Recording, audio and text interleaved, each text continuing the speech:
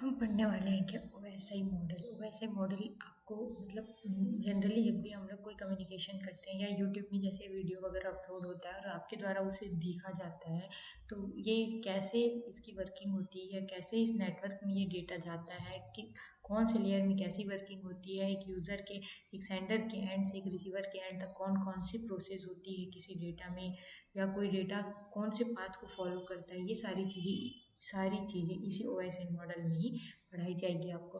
OSI model आपके जो internet use कर रहे हैं आप लोग या कोई भी डेटा शेयरिंग कर रहे हैं बहुत सारी जगहों पे सबसे ज़्यादा यूज़ किए जाने वाला मॉडल है। ओएसआई मॉडल किसी का रेफरेंस मॉडल है, किसी का रेफरेंस मॉडल है मतलब ये किसका ही रेफरेंस मॉडल है, टीसीपी आईपी का रेफरेंस मॉडल है। क्यों ये टीसीपी आईपी का रेफरेंस मॉडल है? क्योंकि ओएसआई मॉडल टीसीपी आईपी के बाद बनाया गया था, या टीसीपी आईपी मॉडल बनने के बाद उसके कुछ लेयर्स को लेके ही यहाँ पर ओएसआई मॉडल बना था। अब ओएसआई मॉडल को किन्होंने बनाया था, उसकी वर्किंग क्या होती है, उसकी कैरेक्टरिस्टिक्स क्या है, उसके अंदर कितने लेयर्स होते हैं, ये सारी चीज़ें हम पढ़ने वाले हैं। OSI stands for Open System Interconnection. OSI का फुल फॉर्म होता है आपका क्या? Open System Interconnection is a reference model that describes how information from a software application in one computer moves through physical medium to the software application in another computer. तो हम लोग सारी चीज़ें जो भी चीज़ें हम लोग, जैसे अभी हम लोग ऑनलाइन क्लास चला रहे हैं ना, तो ऑनलाइन क्लास में कैसे होता है, वो भी किसी इंटरफेस के थ्रू ही वहाँ से कनेक्ट हो पाते होंगे, एक टीचर से हो या एक एजुकेटर से हो। तो ये कैसा होता है, वो भी किसी सॉफ्टवेयर एप्लीकेशन को यूज़ करते हैं, जैसे कि नॉर्मली स्कूल वाले वेबएक्स यूज़ कर रहे हैं और कॉलेज वाले क्या कर रहे हैं, उसी की जगह जूम ऐप को यूज़ कर रहे हैं। तो ये क्या प्रोवाइड कराता है उस यूज़र को, एक एप्लीकेशन या सॉफ्टवेयर एप्लीकेशन होते हैं जिसे आप क्या करते हैं, प्ले स्टोर से इंस्टॉल करते हैं। वो आपको एक प्लेटफॉर्म प्रोवाइड कराता है, उसमें क्या करते हैं आप लोग, क्लास अटेंड करते हैं। तो ये कैसे यूज़ किया जा रहा है, एक कंप्यूटर, जैसे कि हम लोग क्लास कंप्यूटर पर लेते हैं और आप लोग अपने कंप्यूटर पर अपनी क्लास अटेंड करते हैं। तो ये क्या होता है, एक कंप्यूटर से दूसरे कंप्यूटर तक कोई डेटा फिजिकल पाथ से जाएगा या किसी लॉजिकल पाथ से होता हुआ जाएगा, कोई भी डेटा कैसे इन्फॉर्मेशन कैसे एक जगह से दूसरी जगह शेयर हो रहा है, ये ओएसआई मॉडल में पढ़ाया जाता है। ये ओएसआई मॉडल की वर्किंग यही होती है कि कौन सा डेटा कैसे जाएगा, ये सारी चीज़ें। OSI consists of 7 layers and each layer performs a particular network function. आपके OSI मॉडल में कितने लेयर होते हैं, 7 लेयर्स होते हैं, और सारे लेयर्स का क्या होता है, अपना अपना पर्टिकुलर फंक्शन होता है। OSI model was developed by the International Organization for Standardization, या हम लोग इसको इंटरनेशनल स्टैंडर्ड ऑर्गेनाइजेशन भी बोलते हैं, ISO को, इन 1984 में। इसे कब डेवलप किया गया था, 1984 में। And it is how considered as an architectural model for the inter computer communication. ये इंटर कंप्यूटर मतलब आपके अपने कंप्यूटर से अपने कंप्यूटर में ये हो, या आप क्या कर सकते हो, अपने कंप्यूटर से किसी अपने फ्रेंड के कंप्यूटर पे, या हम जो पढ़ा रहे हैं और आप यहाँ पे क्लास अटेंड कर रहे हैं, तो ये क्या हुआ, इंटर कंप्यूटर कम्युनिकेशन है। ठीक है। OSI model divides the whole task into 7 smaller and manageable task. वैसे मॉडल में 7 लेयर्स होते हैं, सब लेयर का अपना अपना वर्क टास्क होता है। तो क्या होता है, वैसे मॉडल सारे वर्किंग को 7 स्मॉल स्मॉल वर्क में या मैनेजेबल टास्क में डिवाइड कर देता है। Each layer is assigned a particular task. क्या कर दिया जाता है, एक एक लेयर को पर्टिकुलर उनका टास्क क्या कर दिया जाता है, असाइन कर दिया जाता है। Each layer is self contained. यहाँ पर OSI मॉडल की 7 लेयर्स अपने आप में क्या होती है, सेल्फ कंटेन्ड होते हैं, so that task assigned to each layer can perform independently. वो अपना वर्क इंडिपेंडेंटली वर्क परफॉर्म करते हैं। मतलब अगर कोई भी, जैसे कि क्या कर रहा है आपका एप्लीकेशन लेयर, प्रेजेंटेशन लेयर को कोई डेटा दे रहा है, तो प्रेजेंटेशन लेयर की जो भी वर्किंग होगी या जो भी टास्क होगा वो इंडिपेंडेंटली करेगा। बस क्या होगा कि उसको एप्लीकेशन लेयर से डेटा इनहेरिट करना पड़ेगा, और आफ्टर प्रोसेसिंग क्या होगा, प्रेजेंटेशन लेयर अपना डेटा किसको ही दे देगा, उसके जस्ट बाद वाले सेशन लेयर को वो अपना डेटा प्रोवाइड कर देगा, एज अ आउटपुट उसको प्रोवाइड कराएगा, और वो सेशन लेयर के लिए क्या होगा, आपका इनपुट का काम करेगा। अब उसकी कुछ कैरेक्टरिस्टिक्स होती है, किसकी कैरेक्टरिस्टिक्स, आपके वैसे मॉडल की कुछ कैरेक्टरिस्टिक्स होती है। आप यहाँ पर फिगर पे देख पा रहे होंगे कि क्या लिखा हुआ है, एप्लीकेशन, प्रेजेंटेशन, सेशन और ट्रांसपोर्ट लेयर क्या होते हैं, रिस्पॉन्सिबिलिटी ऑफ द होस्ट, क्योंकि ये सबसे ज़्यादा किसके ज़्यादा नियर बाई होते हैं, होस्ट के नियर बाई होते हैं। और ये जो नेटवर्क डेटा लिंक और फिजिकल लेयर होता है, ये किसके ही नियर बाई होते हैं, नेटवर्क के, या किसी हार्डवेयर एंटिटी की, आप ऐसा बोल सकते हैं। ये यूज़र के ज़्यादा ज़्यादा पास होता है, कौन सा आपका टॉप मोस्ट 4 लेयर, और नीचे के जो लेयर होंगे या बॉटम लेयर होंगे वो किसके ही, नेटवर्क के या हार्डवेयर से रिलेटेड होती हैं। The OSI model is divided into 2 layers, upper layer and lower layer. ऊपर के जो 4 लेयर है या टॉप मोस्ट 4 लेयर है इनको हम अपर लेयर बोलते हैं। नीचे के बॉटम के 3 जो लेयर है इनको हम क्या ही बोलते हैं, लोअर लेयर बोलते हैं।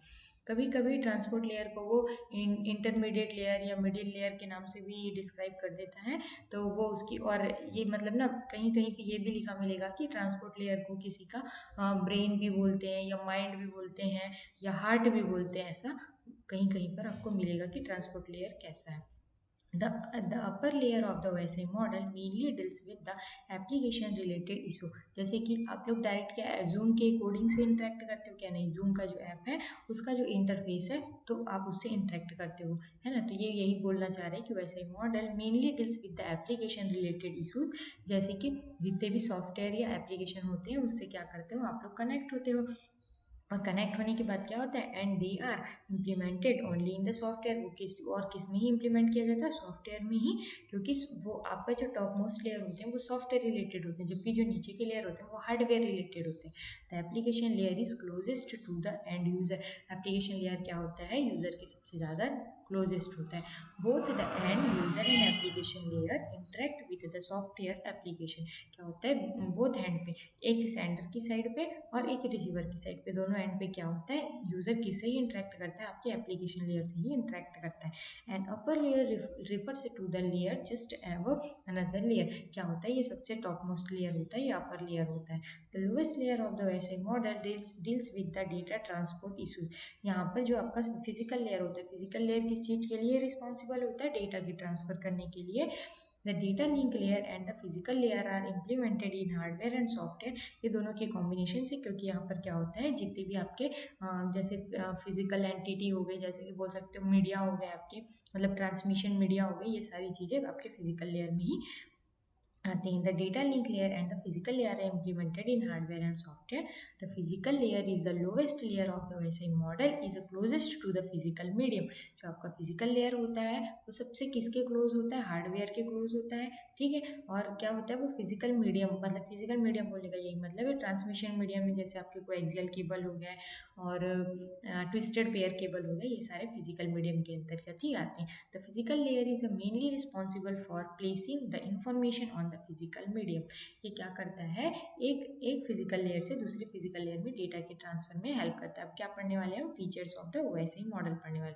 अब OSI मॉडल का फीचर्स क्या होता है, there are the 7 OSI layers, each layer has a different function, a list of 7 layers are given below। आपका पहला कौन सा होता है, फिजिकल लेयर। आपको अपने एग्जाम में अगर आता है तो इसी ऑर्डर में ही लिखना है, मतलब अगर आप यहाँ पर से एप्लीकेशन लेयर लिख दिया फिर ट्रांसपोर्ट लेयर लिख दिया, ऐसा नहीं लिख सकते आप लोग। जिस ऑर्डर में ये आपको दिया गया है आपको भी अपने एग्जाम में वैसे ही उन्हीं ऑर्डरों को फॉलो करना है।